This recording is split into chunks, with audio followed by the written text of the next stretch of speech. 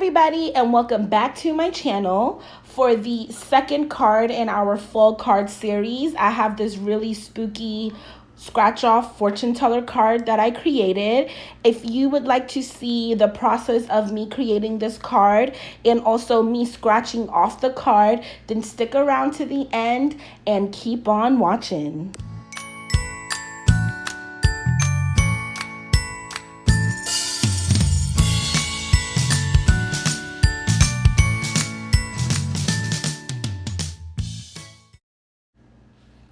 As usual, I've prepared all the cardstock that we're going to be using for the card today. So we're going to start with an A2 card base in purple. And then I also have a mat for the inside of my card because we're going to stamp a sentiment. And then I have my card front panel, which I actually cut using Bristol Smooth cardstock because we're going to be using some distress inks and creating a really fun, elaborate night sky for the backdrop of our card. So here you see me using chipped sapphire. I'm actually going to be using chipped sapphire, salty ocean, and seedless preserve for the background, and a little bit of black soot as well. I decided for this card to leave in the background process because it's actually really fun to do. It is a little bit time consuming. However, it's totally worth it if you want to get a really fun blend on the background of your card. So I'm taking that chipped sapphire and I'm just randomly blending it into the background in different blobs pretty much. And then from the chipped sapphire, I'm going to be blending out with the salty ocean just to give it a little bit more of a vibrant blue.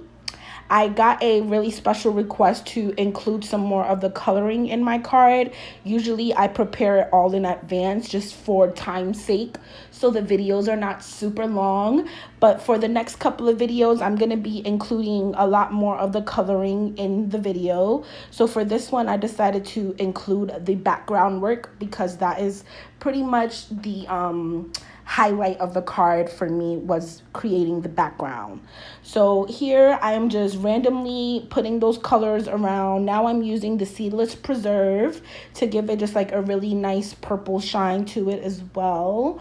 I wanted this background to be a little more busy since our card is a little more simple, especially our interactive element. It's really simple and not too much, so I really wanted the background to stand out in this card.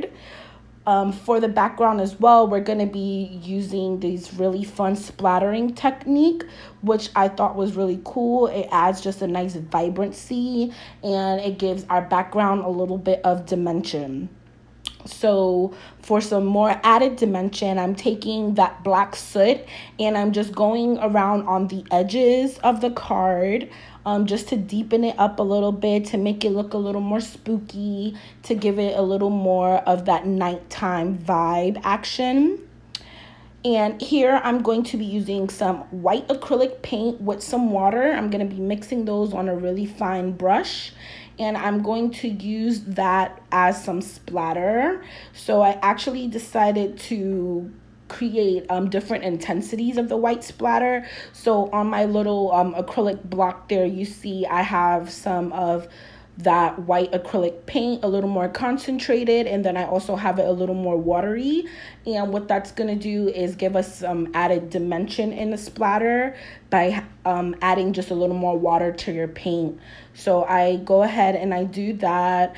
I'm just tapping on that brush. I use different techniques to get different amounts of splatter as well.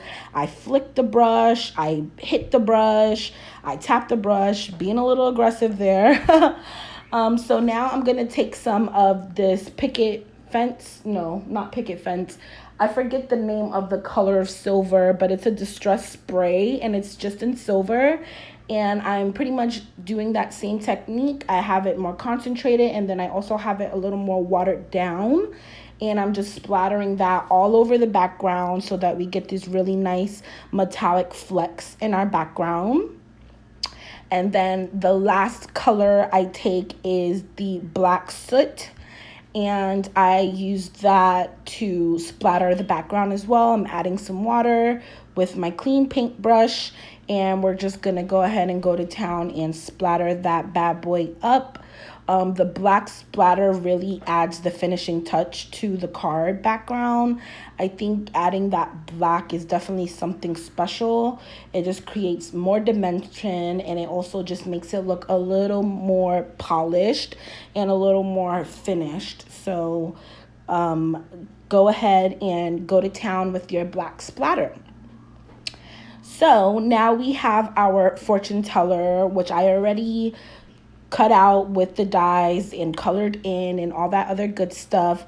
The die set for this fortune teller card actually doesn't come with a circle to cut out the inside, but I did have a circle die from another stamp and die set that was perfect for that circle. I also cut out a spooky fence that I just had in my stash that I got from AliExpress. And I cut it in half because I originally thought I was going to make this card horizontal, but I decided to do it in portrait style, so I didn't really need to cut it in half. And here I'm showing you those stickers that we purchased from Flying Tiger. I have used those stickers in the past.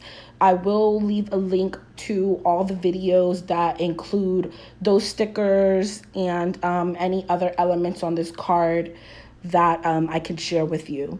So this is the actual stamp set here that fortune teller comes from. She does not come with a table. I actually created the table for the crystal ball to sit on myself. And I have this circle here. It's not the circle that's cut out of the crystal ball, but I did create another circle that's just a little bit bigger than the crystal ball because we're going to be sticking our scratch off sticker onto this circle and gluing it on the back of that crystal ball. So I stamped out "Your future is bright," and I'm going to take that scratch off sticker and I am going to just stick that down onto that circle, and then we're going to be cutting out the circle from the sticker just because the sticker obviously is a little big and it's also a square. So one thing that I want to mention too about this is the orientation of your stamped words, your hidden message. Because I used regular 65-pound cardstock, I was able to see my stamping on the back of the circle. But if you're using heavier weight cardstock, write an arrow or something on the back of your circle so that you know which way is up and down, because once you cover it with the scratch off sticker, you're really not able to see where your stamped image is. So on the back of your circle, just go ahead and put an arrow so you know which way is up, so you don't glue on your hidden message upside down or crooked or anything like that.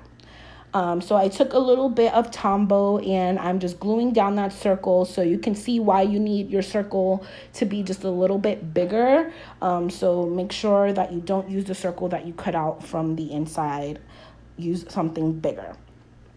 Here I am putting on a piece of foam tape because we're going to be popping this up. So I made sure that the foam tape that was right behind my message was flat and wide enough for the circle, because you are going to be putting down pressure when you scratch it off. So you want to make sure that your paper doesn't rip or get any warping or anything like that. So make sure your foam is big enough to cover the whole space of that circle.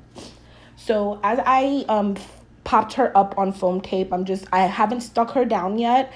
I'm just using her as placement because I decided I wanted to put a black cat on my fence, just to add some extra oomph to it. I love cats.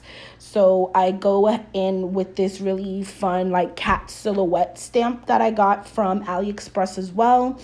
And I'm just going to be using some VersaFine ink to just place that cat somewhere on the fence.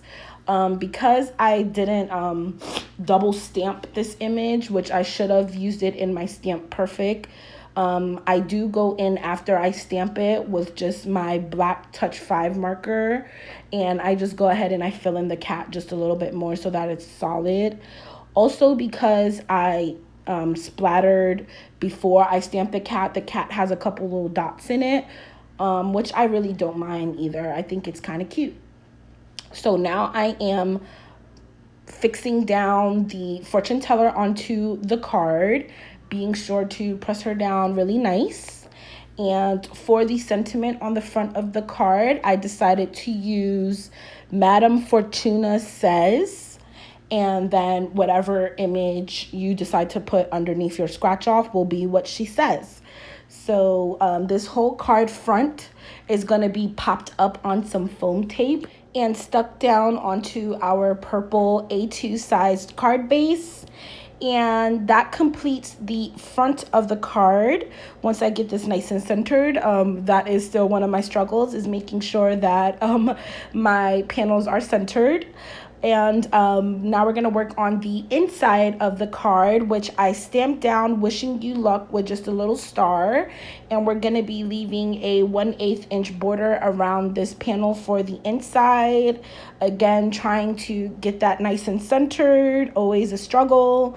But once I get it down, that pretty much completes the entire card. I am in the next clip going to be showing you the actual scratch off action, which is so much fun. I take a coin here and I'm just going to be scratching that off.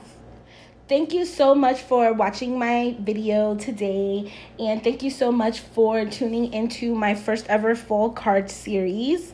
If you would like to see more cards in this series and more hauls from me, then make sure you subscribe to my channel. I'm almost at that 1,000 mark. Help me get there by subscribing, liking, commenting, and sharing this video. And until the next card, I'll see you guys later. Bye-bye.